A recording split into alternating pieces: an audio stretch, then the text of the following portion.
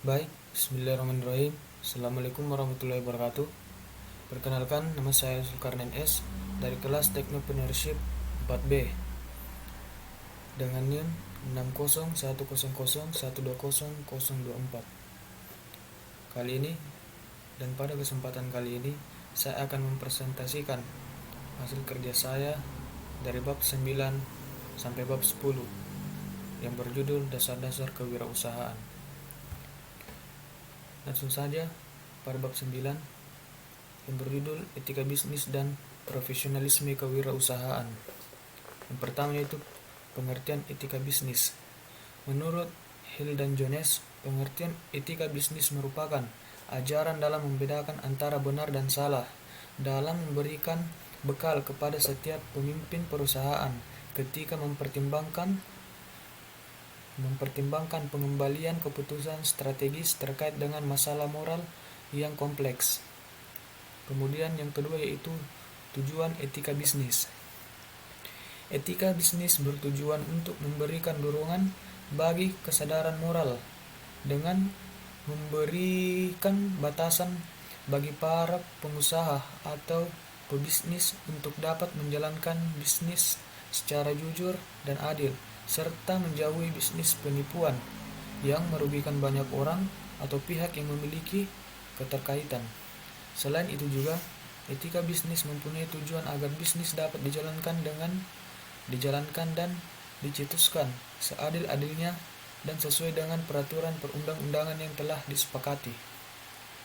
Yang ketiga yaitu prinsip etika bisnis. Prinsip otonomi.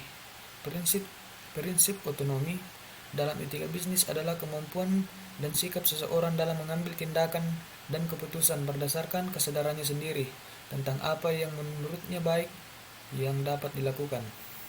Selanjutnya itu prinsip etika bisnis yang saling menguntungkan. Pelaku usaha harus menjalankan usahanya dengan sebaik-baiknya agar semua pihak yang terlibat dapat memperoleh keuntungan. Seperti halnya asas keadilan.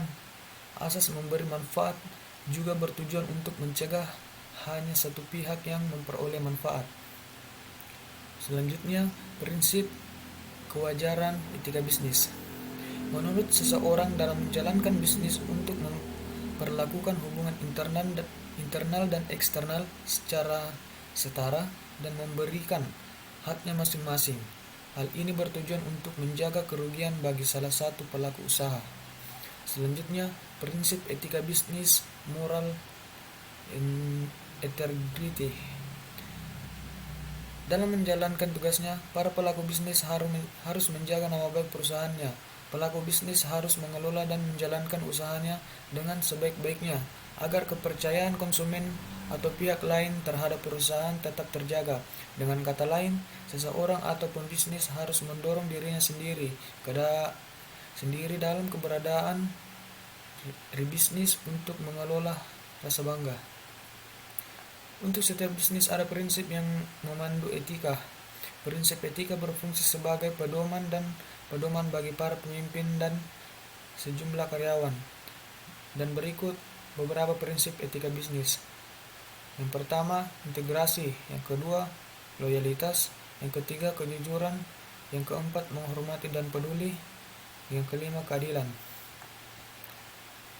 Langsung saja pada bagian 4. Contoh pelanggaran etika bisnis. Pelanggaran hukum yaitu sebuah perusahaan yang melakukan PHK namun tidak memberikan pasokan sama sekali. Yang kedua yaitu pelanggaran kejujuran, yaitu perusahaan yang dapat dikatakan berhasil terhadap kejujuran agar mereka tidak memberikan harga yang sejujurnya kepada konsumen serta kualitas-kualitas dari barang yang ditawarkannya. Ada pelanggaran empati dan pelanggaran transparansi juga. Langsung saja menuju ke bab 10 yang berjudul kewirausahaan dalam bidang pendidikan. Yang pertama yaitu peran kewirausahaan dalam pendidikan. Pendidikan kewirausahaan bertujuan untuk membentuk manusia secara utuh atau holistik sebagai insan yang memiliki karakter, pemahaman, dan keterampilan sebagai wirausaha. Pada dasarnya, pendidikan kewirausahaan dapat diimplementasikan secara terpadu dengan kegiatan-kegiatan pendidikan di sekolah. Pendidikan kewirausahaan diterapkan ke dalam kurikulum dengan cara mengidentifikasi jenis-jenis kegiatan di sekolah yang dapat merealisasikan pendidikan kewirausahaan dan direalisasikan peserta didik dalam kehidupan sehari-hari. Dalam hal ini, program pendidikan kewirausahaan di sekolah dapat diinternalisasikan melalui berbagai aspek. Yang pertama, pendidikan kewirausahaan terintegrasi dalam sebuah mata pelajaran. Yang kedua, pendidikan kewirausahaan yang terpadu dalam kegiatan ekstrakurikuler. Yang ketiga, pendidikan kewirausahaan melalui pengembangan diri. Baik, sekian video presentasi yang dapat saya buat. Kurang dan lebihnya mohon dimaafkan. Saya akhiri dengan ucapan wabillahi taufiq wal hidayah. Assalamualaikum warahmatullahi wabarakatuh.